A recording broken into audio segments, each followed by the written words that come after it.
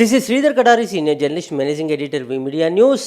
భారతదేశ యువత పారిశ్రామికవేత్తలుగా మారి దేశ అభివృద్ధిలో ఎలా భాగస్వామ్యం కావాలి అనేది Quality Electrical Company CEO Prashant Kumar గారు ఉన్నారు. ఆయన అడిగి మరిన్ని వివరాలు తెలుసుకుందాం.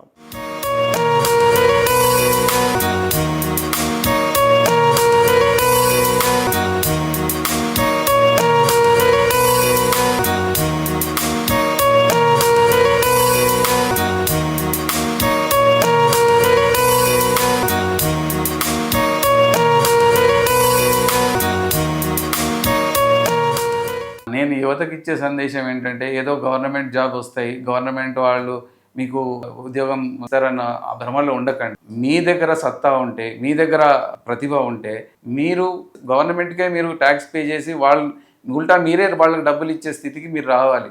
మీకు ఒక నిర్దిష్టమైన ఒక అవగాహన ఉండి బిజినెస్ మీద మీరు బిజినెస్ చేస్తే మీరు 10 మందికి ఒక ఉద్యోగం ఇవ్వడమే కాకుండా వాళ్ళని ఒక డైరెక్షన్లో నడపడానికి సహాయపడుతుంటారు.